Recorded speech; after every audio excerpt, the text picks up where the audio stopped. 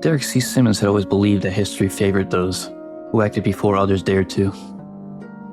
As a senior American official and a head of a shadowy fraternity known only as a family, he moved through the corridors of power unseen, his influence woven into every level of government and industry. After the destruction of Raccoon City in 1998, the world recoiled in horror at the consequences of bioweapon research. The United States publicly vowed to abandon such pursuits forever, but Simmons saw things differently. To him, the lesson of Raccoon City was not that bioweapons should be destroyed, but that they should be controlled. With the government's hand now tied by law and public fear, Simmons turned to the only organization capable of operating beyond oversight: the family. Using their wealth and global reach, he began funding secret research projects in the shadows. Programs meant to perfect the next generation of bioorganic weapons. And from this quiet conspiracy was born his most dangerous creation, the C-Virus Project. A weapon not merely to fight wars, but to reshape them. Crafted under the belief that humanity's future will be decided not by armies or nations, but by those who mastered evolution itself.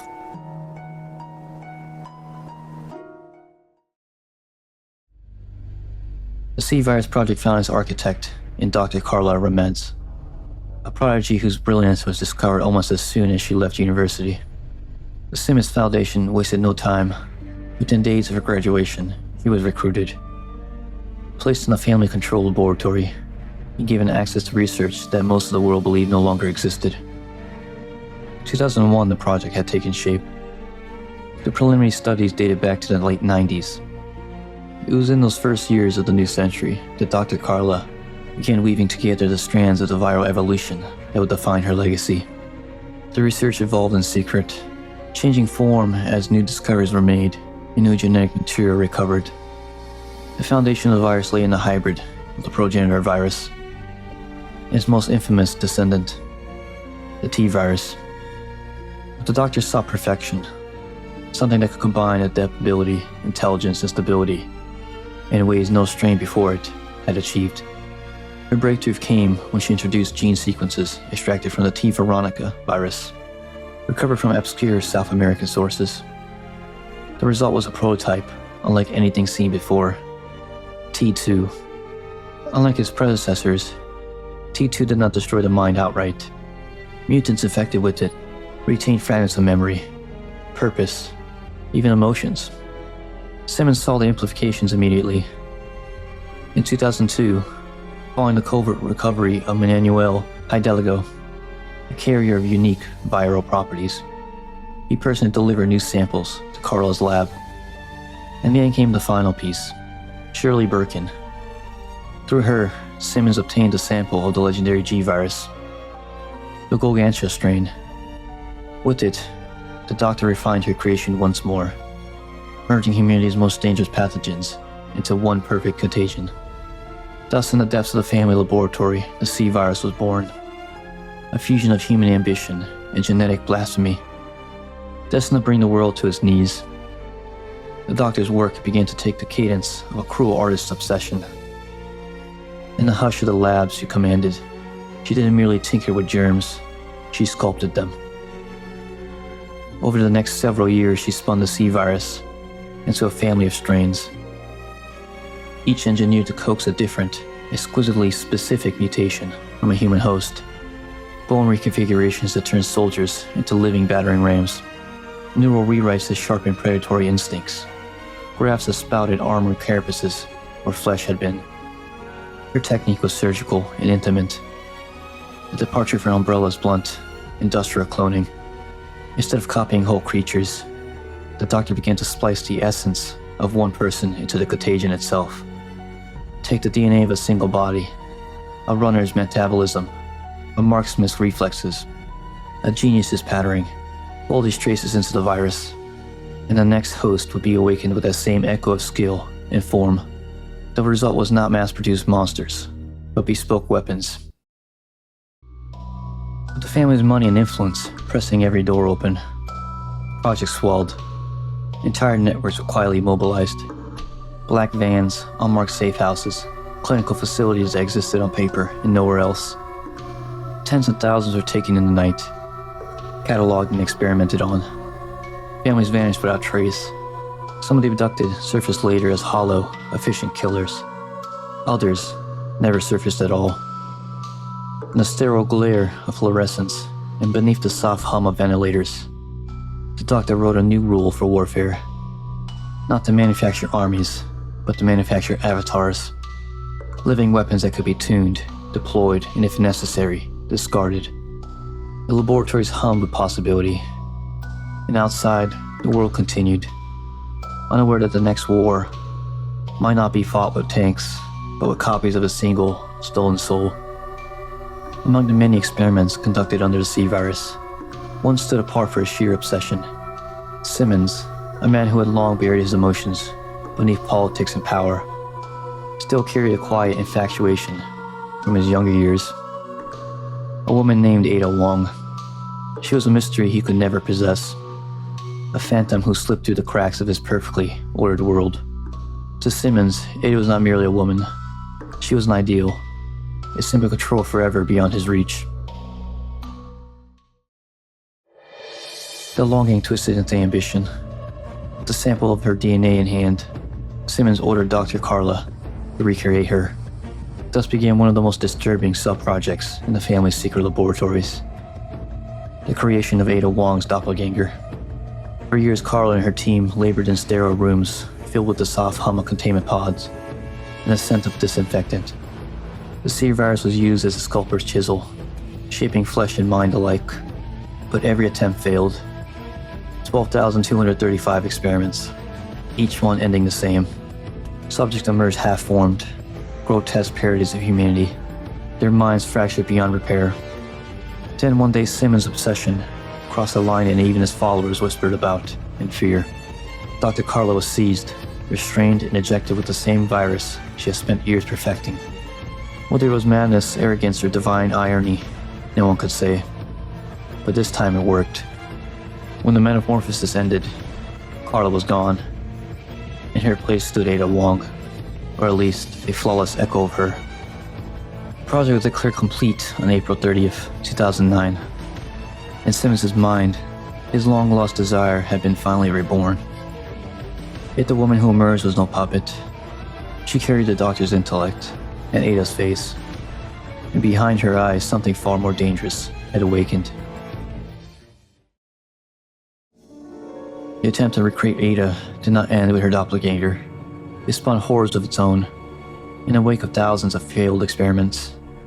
The discarded test subjects and unstable strains gave rise to new mutations, each one a distorted echo of human ambition. From the genetic wreckage emerged Project Lepotisa. Its origins were murky, even within the family's archives. Some claimed it was a byproduct, an accidental mutation, born from the unstable C-virus strains used during the Ada replication trials. Others whispered that Dr. Carla had deliberately cultivated it, fascinated by the grotesque beauty of its transformation. Whatever the truth, the project was unlike any prior bioorganic weapon. It was elegant and horrifying in equal measure. An organism that exhaled death itself. In 2012, Dr. Ramses found a new opportunity to test her creation. At the remote Marha school, nestled deep within the jungles of Asia, she infected a woman named Nana Yoshihira, derived from the Lepotisa strain.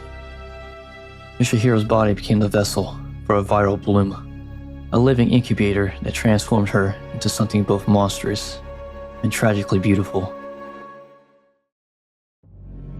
After her death, the doctor's team recovered a sample from the remains. It was studied, refined, and perfected. By mid-2013, the final iteration of the strain was ready, just in time to be unleashed during the global C-virus attacks. A coordinated nightmare that will engulf cities and rewrite the boundaries of biological warfare. It began as an attempt to replicate perfection, that instead created one of the deadliest contagions in modern history. During the C-virus outbreaks, in Indonesia and Leshang, the research reached its terrible fruition. The soldiers of Needle Umbrella, her creation and her army, marched beneath the banners of deceit. Human hosts willingly or unwillingly carrying the virus that would transform them into the next generation of bioorganic weapons. The Javo, the first to manifest from infection, became the backbone of her forces, intelligent, organized, and adaptable, capable of speech and strategy even as their bodies twisted into forms suited for war. But the Javo were only the beginning. From the doctor's laboratories came a menagerie of horrors, each strain fine-tuned for a purpose, each mutation a calculated expression of her mastery over viral evolution. Among these atrocities, one creature stood apart. Lucia, towering serpentine, and equipped with the ability to reflect light until it vanished entirely. It was a thing of both brilliance and accident. No records indicated its replication, and even the doctor herself admitted uncertainty at its creation. Whether the creature was a result of unrepeatable mutation or a quirk of nature's cruel humor, no one could say. But one truth remained unshakable. By 2013, Dr. Carla had surpassed Eve Umbrella's darkest dreams.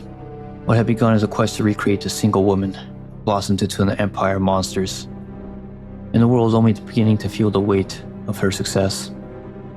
In December 2012, when Jake Mueller was captured and brought to the secret facility in Lanxing, the course of the C-Virus project changed forever. His blood, carrying a unique antibody capable of resisting viral infection, became the missing piece Dr. Carla had sought for years. For 6 restless months, she and her team dissected, refined, and experimented, pushing the boundaries of viral design further than even Umbrella had dared. From those experiments emerged the next step in bioorganic evolution, the enhanced C-Virus. Unlike early strains, which ceased transformation once the host reached its complete mutation, this new variant was different. It introduced a terrifying new principle to viral biology: adaptation without limit.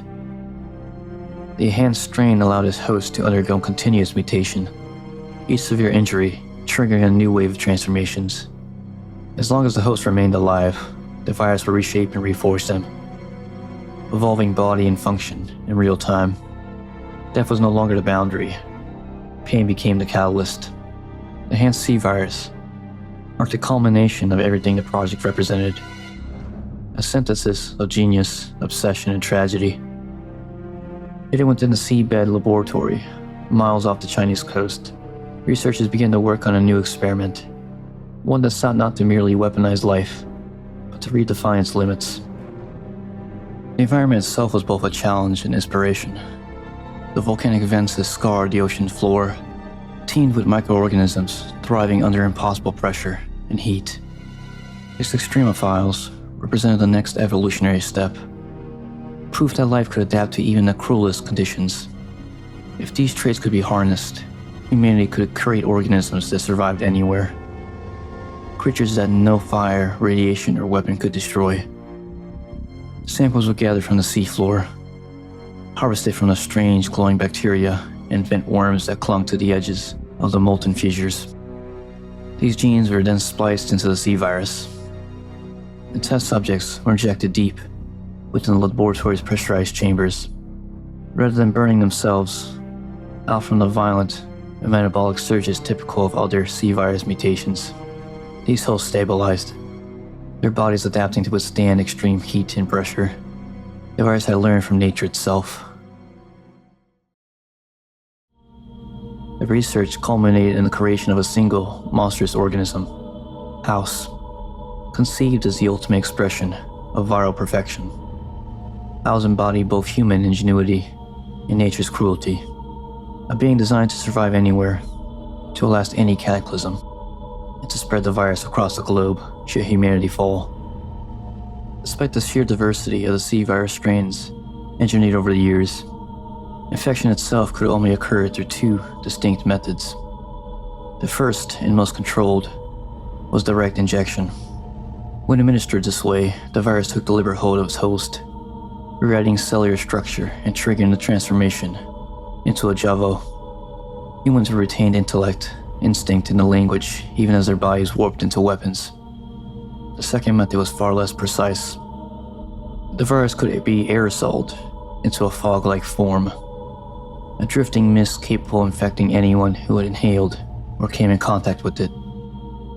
Both Lipotisa and Howes were capable of producing this airborne variant, releasing clouds of viral vapor that rolled through the streets and corridors like a silent death. Those caught within it suffered a slower, more chaotic transformation, bodies contorting, minds collapsing, until they reanimated as zombies. Yet these creatures are unlike the undead of old Umbrella. The C-virus zombies carry no further contagion. Their bites, however savage, spread no infection. They were weapons of terror, not transmission. In essence, the C-virus was designed for precision, not plague. Its purpose was not to spark pandemics, it was to create soldiers. Each host was a canvas, each mutation a masterpiece of control.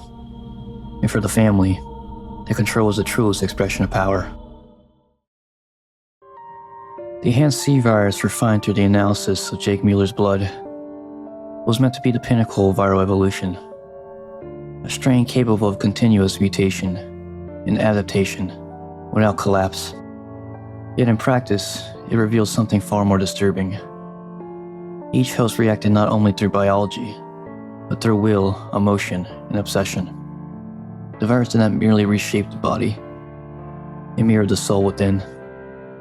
Dr. Carla was the first to fall victim to it. The victim was perhaps too kind a word. When exposed to the strain, her unstable psyche and deep resentment toward Ada Wong collided with the virus's mutagenic power. Her form began to melt, her flesh liquefying into a writhing mass that could no longer hold shape. Her mind followed soon after, consumed by hatred, until all that remained was a singular, obsessive thought: to destroy Ada Wong. Derek Simmons demonstrated how the virus could feed an obsession just as readily as ambition. Initially, he retained a measure of sanity, anger, but coherent, driven by the belief that he could still impose order on the chaos he unleashed. Yet as the transformations began, his control frayed. Eventually, his fixation on Leon S. Kennedy, who he saw as Ada's favored man, consumed him entirely. Piers Niven's, the last of the three, perhaps was the most tragic. Unlike the others, he was not infected by accident or ego, but by choice. A desperate act to save his comrade, Chris Redfield, from certain death. Each host revealed the truth that no data could quantify. The enhanced C-virus did not simply mutate flesh, it amplified the soul's flaws, sculpting monsters from the obsessions that defined them. For Carla, envy; for Simmons, pride; for Piers, sacrifice. The virus was not evolution, it was judgment, delivered through biology.